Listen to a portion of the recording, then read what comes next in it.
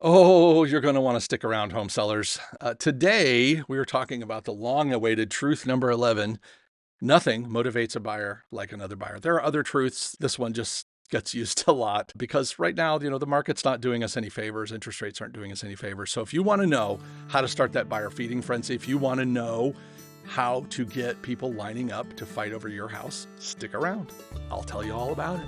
Hi, and welcome to Talking Realty, the go-to podcast for home sellers looking to save money, save time, and avoid headaches. Whether you're selling a flip, a new build, an income property, or the place you call home, you're in the right place. I'm your host, Glen Whitten, 20-year broker and founder of the Ohio Property Group. Most home sellers hate paying huge commissions to realtors. At the Ohio Property Group, we do all the same things as other realtors, but instead of charging 6% to sell a property, we do it for a low flat fee. So our sellers save thousands of dollars and get better results. To learn more, head over to talkingrealty.com. Pick up our monthly newsletter or any of our free home seller tools. And if you haven't already, please subscribe to Talking Realty and give us a quick rating. I would love it. Now, let's get to it. Truth number 11. Nothing motivates a buyer like another buyer. By the same token, nothing turns off a buyer like a desperate sounding seller. That's not as catchy, so we don't make that a truth, but a big part of the nothing motivates a buyer like another buyer truth is getting sellers to understand that when you come across as desperate or eager or antsy, it sends a signal. It's not a good signal, by the way. It's a signal that says, I can't get anybody else to buy my house. Please buy my house. All right. So pay attention, and we'll teach you how to maximize your buyers and ultimately make more money when you sell, because market value, as we've discussed ad nauseum, is not a binary number. There is not one single dollar amount market value for your property. All right. If you sold 10 million identical properties in identical settings in a very short time, you could maybe establish that market value down to $1. But market value is a continuum. It runs high and it runs low. So whatever you get is either at the peak of what you could get for that property or at the cratered bottom of what you could get for that property or somewhere in between. And my job as a listing agent is to see that my sellers get maximum market value. That's our goal. It's not just to sell the house. I mean, anybody can do that. And literally anybody could, it's not that hard. Now to sell it well and to sell it for top value, that's a little bit different story. It takes great marketing. We covered this before. It takes great marketing. It takes skilled negotiation, and it takes the right price. I noticed I didn't say the lowest price.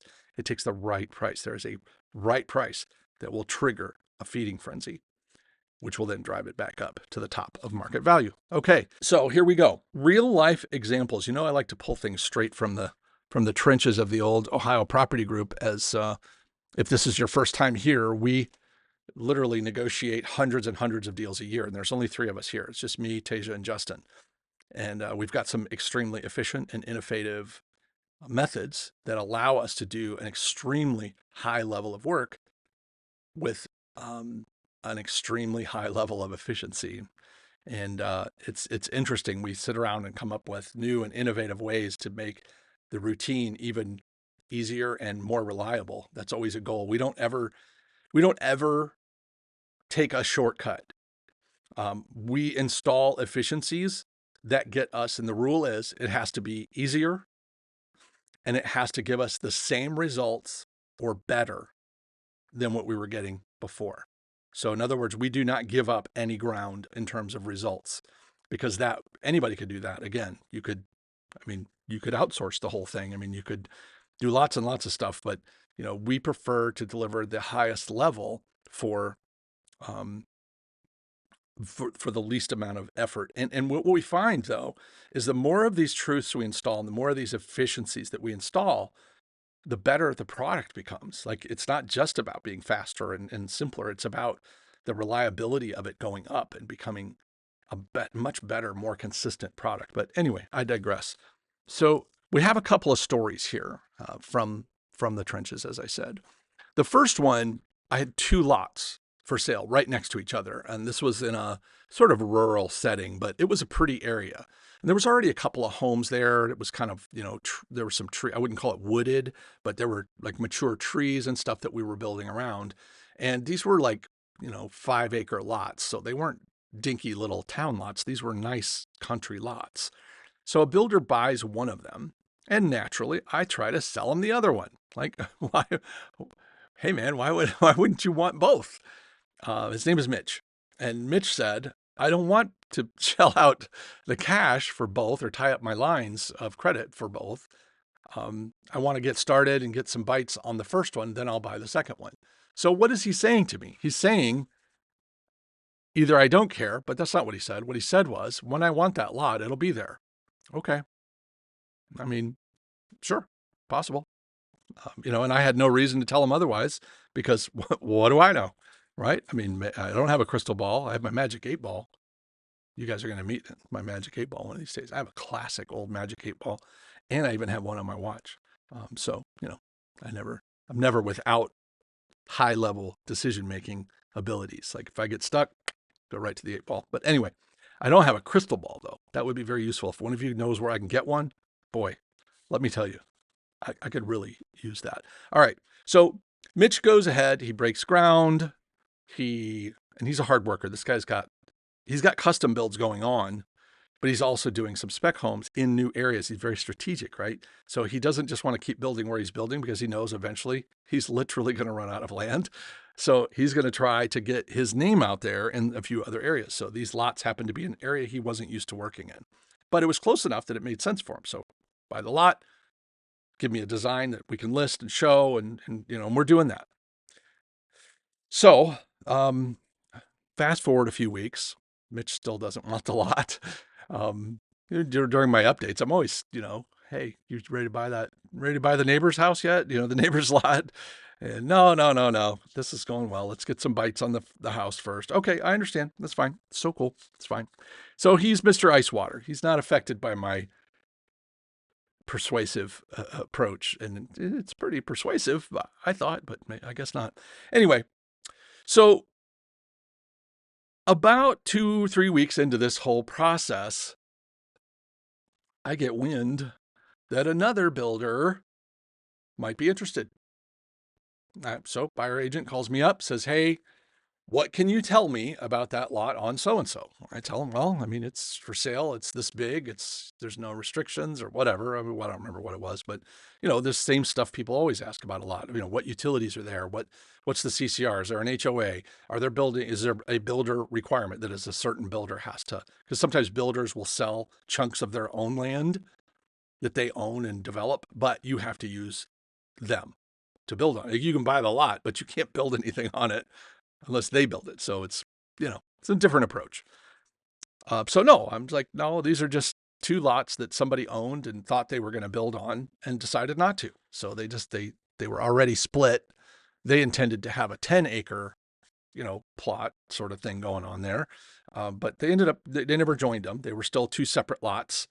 And I said, well, the one is sold to, and there was a sign in the yard. It wasn't hard for them to know who bought the first lot because his sign was plastered in the yard along with our, for sale sign.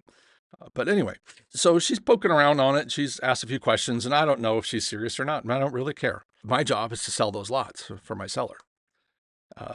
So I go back to Mitch, like, hey, what you doing? He's like, oh, it's my day off. I'm like, day off? Wow, day off. Evidently, and I didn't know this at the time, he gets like 1 day off every 2 months. I mean, that's his life. That's how he designed it. And according to what he told me, he had some pretty good plans for that day. I won't get into it, but let's just say he had some pretty good plans for that day. All right. He's thinking I'm calling because I have a bite on his house. I did not yet. We did eventually sell it, and we did very well with it, by the way. This was a while back. But anyhow, I said, look, just thought you should know, got a buyer agent poking around on the lot next to you. When I asked her who was thinking of building on it, she told me. I didn't know who it was. I had never heard of that builder. But Mitch had. And he's like, oh my God. Let's just say he didn't have a very high opinion of the builder. And now it's going to be building right next to his spec home. So he dropped his plans and he showed up. This was, we weren't that far apart geographically. So he showed up, paid full price for the lot, and we were done. Like we had it wrapped up. He paid cash for it. So we were done in days. And that happened. All right. He went from, I'm not interested, it'll be there. And at one point, he even said, I don't even know if if this doesn't go very well, I'm obviously not going to buy the other one because, it didn't work. Understand? I'm listening. I'm listening. But look at this. The minute another buyer shows up, it's off to the races. It's 0 to 60. So that worked. A buyer motivated my buyer to get busy. And that's exactly what happened. And my seller was thrilled. All right. The other thing happens, and I could give you specifics on this, but there's no point because it's happened so many times. If I had back all the hours I've spent in open houses, which I don't do them anymore, but I did them for many, many years, and I did many, many, many open houses, I would probably tack on another 5 years to my life. I don't really know. I know I learned a lot during those open houses because I did a ton of reading and, audiobooks and all this stuff. And so I tried to make the best use of that time. But I will tell you that I have witnessed an awful lot of things during an open house. So this one is kind of the nucleus of this truth and you kind of probably can see where this is going, but I'll be sitting there and it's dead. And then an agent will walk in, or not an agent, rather, a buyer will walk in, and it's just me and them. And it's honestly, it's kind of uncomfortable because they know why I'm there and I know why they're there. So it's just weird. It's like when you walk into a retail store. What is the first thing you do? You're trying to dodge the salespeople because you don't want to be hassled, or you just want to look around. In fact, that's what you say. I'm just looking. I'm just looking. No, they don't even wait for you to ask. Hey, just looking. Like they know where the dance is going. And that's how it goes. So when I try to have music playing, I try to have stuff going on so that it's not just some weirdo sitting in a house, even though that's where it really, I am a weirdo, so it's fine. But even though it's just me, some weirdo sitting in a house, I try to make it not look like it's just some weirdo sitting in a house so that when I get that lonely soul buyer that walks in, it's not so creepy feeling. But anyway, so I'm sitting there, I'm banging away on my laptop because I always have it there just to look busy. Even if I'm reading a book on something completely unrelated, I still want to have my laptop there to look like, because I learned this years ago when I worked in the piano business is and I did this right out of college. Um, we used to walk around with these piano dusters, these big sticks with, fur on them, and we'd dust the pianos because, we want the pianos to look good. These were the most dusted pianos on the planet because we never stopped dusting them. Because when a customer walked in, the last thing you wanted to do was be standing there staring them down, because you might only get, when you're selling grand pianos, it's not like you're getting 50 customers a day. You're getting maybe 1 or 2 leads a day if you're lucky. Okay, so you gotta, okay. So we would walk around and look busy. That's just what we did. We walked around, looked busy. We would literally ignore the customer for the first few seconds. Give them a head wave, hey, I gotta get this done, gotta get this done. And then we did what Harry Friedman, great sales trainer, by the way.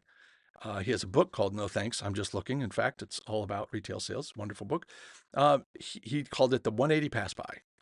And we would let the customer walk right past us and we'd spin around after they walked by us, i.e., I'm not interested. I'm not so desperate I have to attack you at the door. We'd let them walk all the way past us and turn around and say, oh, let me ask you a question. And then you're off to the races. But I won't spoil the book. It's a good book. You should get it. Anyway, same in an open house. I got to look busy. So if I see somebody pulling the driveway, I've got the advantage because I'm inside and they're not. I would either get to work on my laptop or I would pick up something and pretend like I was moving it. I would pick up a potted plant, and I would move it from one side of the room to the other. Well, it's not my house, so it's a little weird, but I'm still doing this. I'm frumping around, fussing with the house. And when they walk in, I'm like, hey, over my shoulder, hey, you can't see me, but if you could see me on video, which you can on YouTube, by the way, all of these podcasts are on YouTube. Anyway, I would give them, hey, be right with you. They're like, oh, it's okay. We're just poking around. Okay, great. And then I ignore them for a little bit. And then when I get done with my quote unquote task, I circle back. I'm like, hey, well, what can I do for you? All right. So that's what I do when there is no. But when the real estate gods are shining on me, that uninterested buyer who treats me like a leper, like, get away from me, creepy. I don't want to talk to you. I'm just here. And if you pressure me too much, we're just going to leave. They don't want to show that they're interested. But buyer B walks in, and for some reason, because there's already buyer in the house, it's like the lubrication is there. The wheels are greased.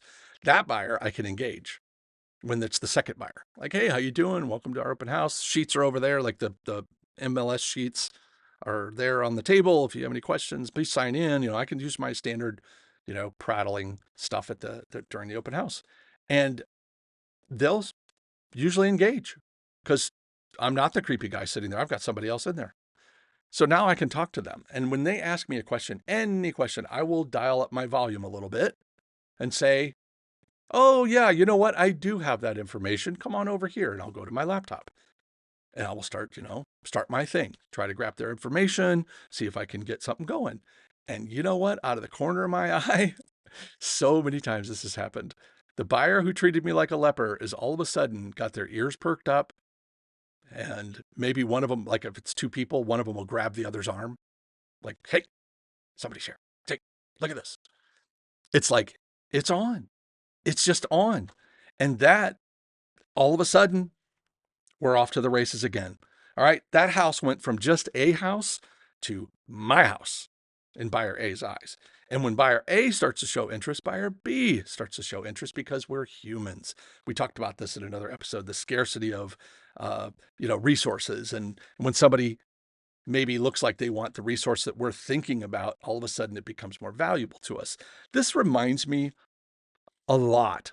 I mean, think about this. Nothing changed. That house was the exact same house. That lot that Mitch wanted was the exact same lot for the same price. And 10 minutes after they find out there's another buyer, everything has changed. Now I got to have it. Okay, well, whatever. I mean, the presence of other buyers just genetically creates urgency. It drives that feeding frenzy. And if I can have, the first public viewing of a house be on a Saturday at noon with an open house versus starting showings on Thursday or something like that, then I will. If I can pull that off, if I can do even a coming soon or even put it on the market Thursday or Friday, maybe block showings for a day, for whatever reason, if you can do that. Some MLSs don't allow it, but if you can, and then have the very first available time slot be a 2-hour open house. This will work. If it's priced right, marketed correctly for a few days ahead of that, guess what, folks? You're going to have people running into people, and this is a hot new listing, and all they need to see, all one mediocre interested buyer needs to see is one other mediocre interested buyer, and we are there. And as soon as I got 2 buyers, seems like I got 3 or 4. And now we go back to the last episode. We talk about offer deadlines, and this is how we create maximum market value. All right. I have to have multiple buyers to make it happen. But it reminds me that pricing is key. I mean, it's very, very difficult to create a feeding frenzy. This is my standard caveat. I think I include this in every episode. If your house is overpriced, a lot of these techniques are not going to work. So just keep that in mind. If you go out and do everything Glenn told you to do and you get bupkis, I'm going to go ahead and say you're overpriced. So you know what you do though? Lower the price and rerun it. Do the 1-2 punch, lower the price midweek, announce an open house for Saturday. And if you're really feeling spry, go ahead and throw an offer deadline in there. Check out the last episode for that. Okay. The reason behind all this, the psychology of it, I mean, I think people call it FOMO, fear of missing out, that urgency that influences a buyer to make a decision. Like if you give a buyer all day to make a decision, they probably won't make it. But if you give them 5 minutes, they will. This is why car salesmen say things like, hey, another couple's driving it around the block. Now, they'll say it whether it's true or not. I won't. I will only say another couple's looking at it if another couple's looking at it. I will only say there are multiple offers if there are multiple offers. Okay? So if my competitors are listening, pay attention. If you ask me, do you have multiple offers on that house? I will not lie to you. If I say we do, we do. You can take that to the bank. All right. So just FYI. But the fear of missing out part, I feel like it's that it reminds me of when back in my younger dating days, when you'd hear people say, uh, I want some space. I want some space. Okay, have some space. And then the person who wanted the space sees the other person out with someone else. All of a sudden, they just don't want that space anymore. they're completely thrown off. They're only interested now. Their interest is piqued now because someone else was interested. What do you mean she was out with somebody? What do you mean he went on a date with someone? What? I said we wanted space. Well, you wanted space. Apparently they didn't. Okay. So they're exploring other options. You may want to re-engage and be honest and stop playing games, just saying. But anyway, that's what our lizard brain does. It protects us. Its main job is to protect the species. And part of the way we do that is by, conserving calories and conserving resources. And when we see a resource like a home, particularly, that's about to get away from us, that lizard brain overrides the rest. It's the oldest, most powerful part of the brain. It completely overrides the rest of the brain. And all of a sudden, it's freaking game on. That's just how it works. The great thing about having even two buyers is that that's how we ladder up. That's how we start to get the best terms. And we get to pick from more than one buyer. Because if you have a great offer from one buyer, you don't know that buyer is the strongest buyer because you have nothing to compare it to. You can look at them and you can look at their financing. But if I've got multiple buyers, I can now take the best parts of this offer to the strongest buyer. Let's say buyer A is a weaker offer, but a stronger buyer, and buyer B is a stronger buyer, but you know what I mean? So they've got opposite problems. I'm going to try to leverage the better terms from the weaker buyer over to the stronger buyer and say, hey, look, I got another offer, but you're a stronger buyer. I'll just be straight up. You are a stronger buyer. So I would rather see you match these terms or get closer to these terms so we can go with your buyer. That's what I'll tell the agent or the buyer. If I'm talking to the buyer, hey, you're a stronger buyer than our other offers. So, but your offer's weak. So we need to fix that. If you can and will. If you can't, that's fine. I know you can because I know you're a stronger buyer, but I don't know if you will. And I respect that. So if you don't want to, that's fine. I'll let the chips fall. But if you want to pull yourself ahead of the game, and that's my job, is to maximize the terms for the seller. So I'm going to do those things. But having two buyers makes my job so much easier and more interesting, to be honest. We're going to get better terms. We're going to get, frankly, more money, and we're going to increase the odds that we're going to go the distance, get all the way to the finish line. As most of you know, we don't run any paid ads for our real estate company or this podcast. We rely on word of mouth. So if you find any of this content useful, would you mind taking a few seconds to rate it? And if you've got a few more seconds, maybe even write a review. I would consider it a personal favor. So let's spread the word. Let's get other home sellers involved. All right, now back to your regularly scheduled programming. And the other thing we're going to do with multiple buyers is we're going to be able to reduce the negotiating time a little bit. Yes, multiple offers take a little bit longer, but now because if you only have one buyer, it's pretty tough to pressure them with time or to create urgency because, again, unless you're willing to lie and mortgage your soul, that's up to you. I'm not. So it's just much easier to sell. And frankly, I don't think anybody is necessarily that great of a liar. If they are, they probably shouldn't be doing real estate. They should probably be, I don't know, in politics or something. But, the fact is people have a pretty good sense of when you're full of it. And so it's okay to have, if you want to pull that stuff off, never mind. Let me start that over. People generally have a pretty good idea when you're full of it. So when you even try to paint the picture, if you're not sticking to the truth, there's a very good chance they're going to pick up on the fact that you're full of it. So, and then that just blows everything out because once you blow trust, once you blow your word, then the rest of the deal, if it even manages to come together, is in jeopardy. Because when you blow trust that early, you're going to really put yourself in a bind because you're going to need a lot of trust to get from where you are to the finish line. There's a lot of hills and valleys between here and there. Now, you can you can set conditions that will help you get multiple offers. multiple buyers interested so you can take advantage of truth number 11. Nothing motivates a buyer like another buyer. And the way we do that, I described it a little bit earlier, is through your marketing tactics. I talk a lot about reducing friction, get as many buyers into that place as you can. But when it's first on the market, there's no way to recreate the swell that you're going to get from a brand new listing, especially one that's never been on the market or hasn't been on for a year or two. So it's incredibly important that you take advantage of that by pricing it low, pricing it at the low end of market value. It's a risk, but it's a risk you're going to want to take if you want to get the top of market value. All right, this isn't COVID. You're not going to get crazy above list offers just because you were kind enough to sell your house. It's not, that market may come back again, but frankly, I'd be surprised, at least in my lifetime, if I see it. But I plan to live to 120, so anything's possible. And as you can tell, I'm a very young man. If you're looking at me on video, you now know. See, you can probably tell that I'm full of it just from that statement I just made. But anyway, so doing delayed showings, doing coming soons, these are great initial tactics.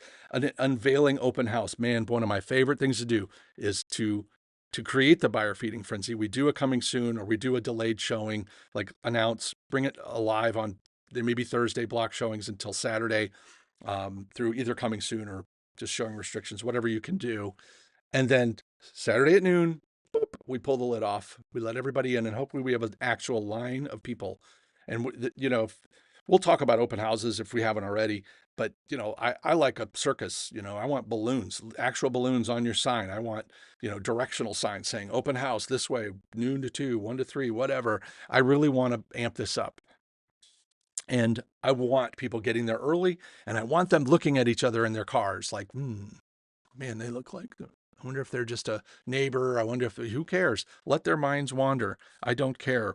And then offering, leveraging offer deadlines, as we talked a lot about in the last episode. And the other thing you can do, social media, create that urgency that way. You have to have people. You must have people, listing agents and buyers, not listing agents, buyers agents and buyers must believe that there is a feeding frenzy going on, even if there isn't one.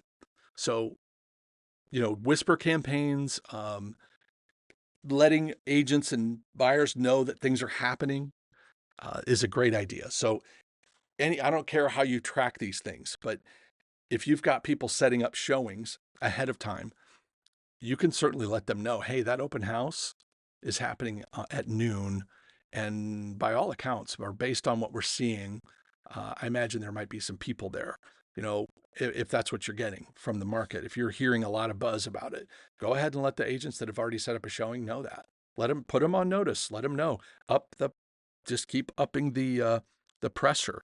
Because here's the thing, people want that. Agents really do want that. They want to take that back to their buyers. They want a reason to tell their buyers why they should make a decision about this house sooner than later. Another thing you can do is leverage lowball offers. So a lot of times when you put a house on the market, you'll get an initial round of offers from either really desperate people.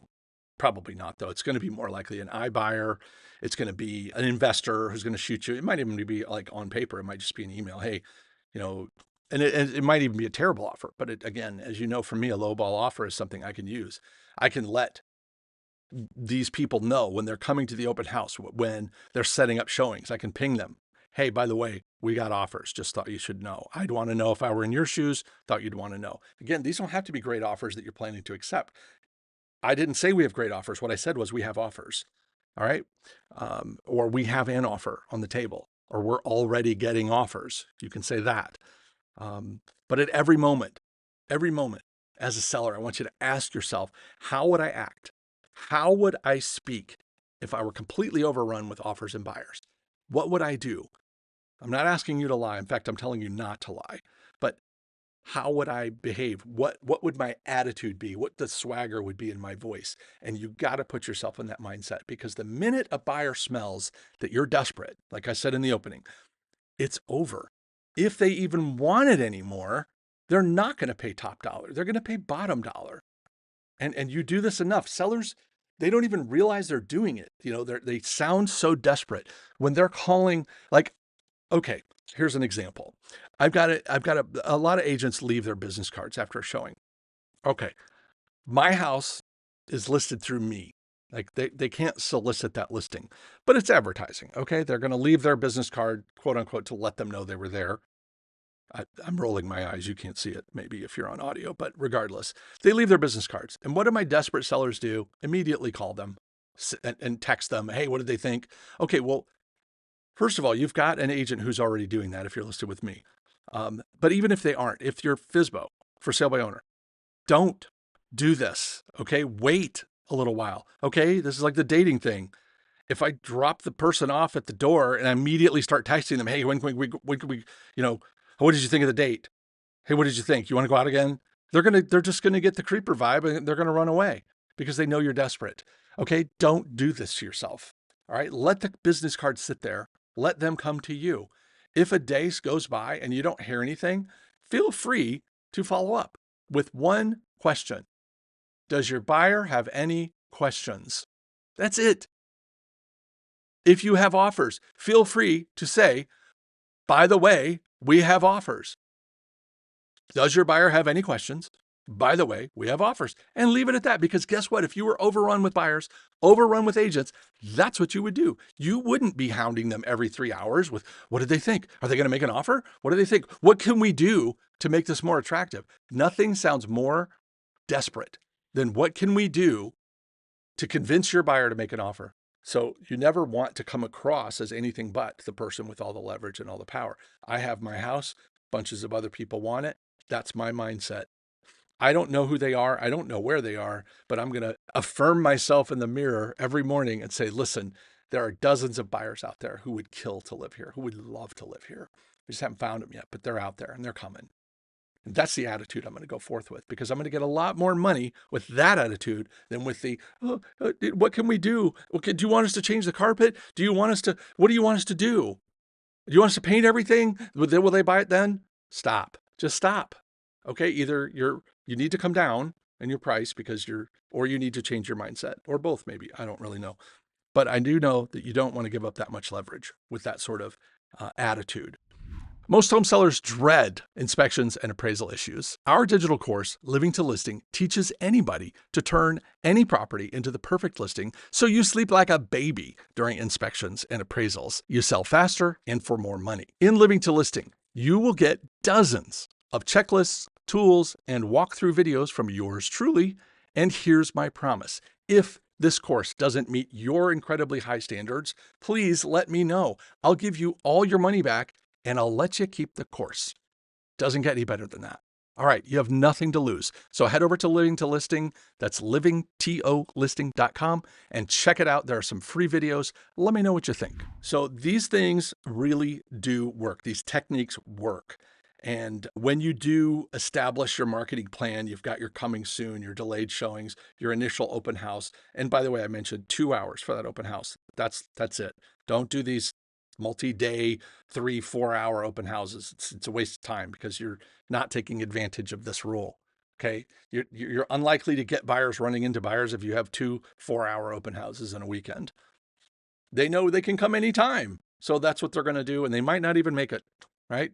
But if you have a 2-hour window on a brand new listing on a Saturday morning or Saturday at noon, and it's not an Ohio State football game day, I've mentioned that before. Never, ever try to compete with an Ohio State football game. It's just a losing venture. But anyway, assuming that's not the case, what's a buyer? But they're going to wake up in the morning and go, these are the 5 houses we want to see. Oh, wait, that's a new one. And it's only around for 2 hours. We better go there first. Yeah, that's what you want. And I need lots of people to think that and show up and see each other in the driveway before the open house opens, give each other the stink eye. And then go in with the mindset of, man, this thing's getting a lot. Ooh, we better move fast. We better move fast. Excellent. Buyer feeding frenzy. I hear you coming. Another technique you can use is no buffer between the showings. You can set it up for longer showings if you want. I like 15 to maybe 30-minute showings because it increases the odds that people are going to run into each other. You can do overlaps, and we'll talk about that in a second. You could do overlaps, but I like showings that are just 15, 20, 30 minutes And because nobody really if they're in and out in 5 minutes, they were not interested, just so you know. But if they're there and they're interested at all, and they've only got a 15 or 30-minute window, they're probably going to run into the next showing. All right. And they're going to see each other. And guess what? It's on. You've now increased the odds that multiple buyers are going to be interested. So, double bookings, allowing overlap, meaning that somebody could book, buyers could book. It seems like a good idea. Just let everybody schedule when they want to come. The problem is when you do that on the showing schedule, which is what the agents see, when they look at it, if you've got 12 people coming at noon, they would have no way of knowing that unless you notified them, which you can do. But I would much rather them see the whole day booked and only like 3 little spots open with 12 people instead of, because they may get there at 3 and not know that there was a flippin' auction crowd there 3 hours earlier. So that's why I don't like overlaps. You do you. You may teach me a new technique. I don't know. But anyway, keep them short. And if you're busy, you can even shorten them even more. You can go as little as 15 minutes in showing time. So if you're not getting showing traffic, if you've got no traffic or few showings and no feedback, you're probably wasting your marketing power and your time. You need to get it fixed because none of these tactics work without traffic. All right. Leveraging social media and email campaigns. We talked about a little bit, but people forget what they see, 10, 15 seconds after they see it. So unless they're your buyer. So if you are hammering the socials, obviously the algorithm has a lot to do with that. But if you're hammering your socials and email with notifying your potential buyers, there's nothing wrong with that. It's okay. Yes, you can overdo it, but once you get your buyer, it doesn't really matter if you've overdone it. So I would post about the property pre-sale, before it goes on the market. I would post during the coming soon phase. I would definitely post, maybe even go live before the open house starts, during the open house. If you've got more than one person at that open house, you should absolutely take a selfie with those people milling around behind you. Like, oh my gosh, what a great turnout for my open house. Like, these are all signs that good things are happening at your property, and you should broadcast those things. When the offers start, another great time to go to socials. Like, oh my gosh, we just got our first offers. I can't wait to see how things go. If you do an offer deadline, great, go crazy. Post it on social media.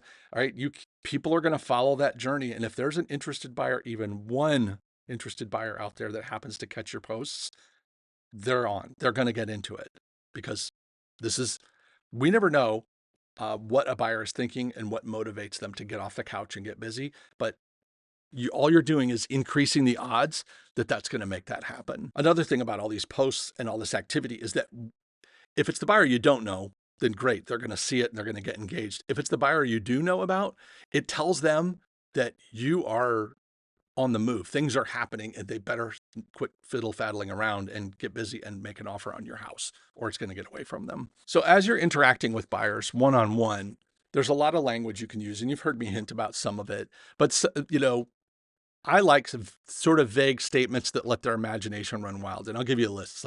So one of my favorites is, with the activity we are seeing. You've heard me say that before. With the activity we're seeing, and then insert your statement. Okay. If you get a question about the property, don't be afraid to throw that in.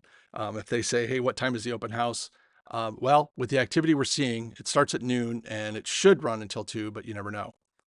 That's a great one. Another good one, as you can imagine.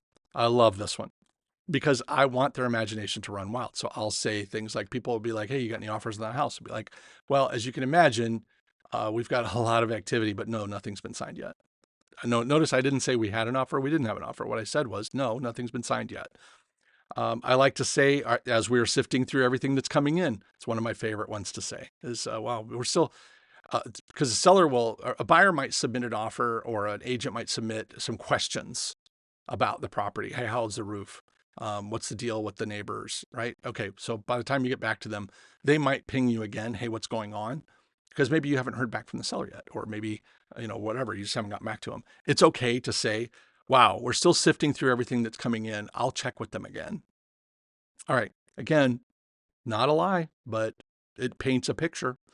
We haven't signed anything yet. That's another favorite I just mentioned. Not sure how long we will wait to wrap this up. Naturally, we were caught off guard by the response. So again, these are just phrases you drop. Maybe having nothing to do with what else you're talking about, but you kind of work it in. Like, hey, we're running a little bit late for the showing. Is it still okay? Yeah, it's fine. Man, we were really caught off guard by the response, but yeah, we'll still be here. It's fine. Like just something you might say. It just plants a seed. Or if it were me, I'd put my best foot forward right away. I've said this so many times to buyer agents. They'll say, well, what should we do? Does it look like it's going to sell? What's happening? I'd be like, hey, if it were me, I'd put my best foot forward sooner than later. Because that's my job, is to tell them to do that. Let their imaginations run wild. Don't lie, but they're going to hear what they want to hear anyway. And they're going to do what they're going to do, and they're going to embellish, and they may, who knows? But that's not your problem. Your problem is you need to create the mindset that this house will not be here for very long. You better get busy. And buyer agents need a reason. They're looking for a reason to go back to their buyer and light a fire under them. It's okay. If you tell them the truth and it lights a fire, awesome. The buyer agent we talked about is already tired of showing them houses.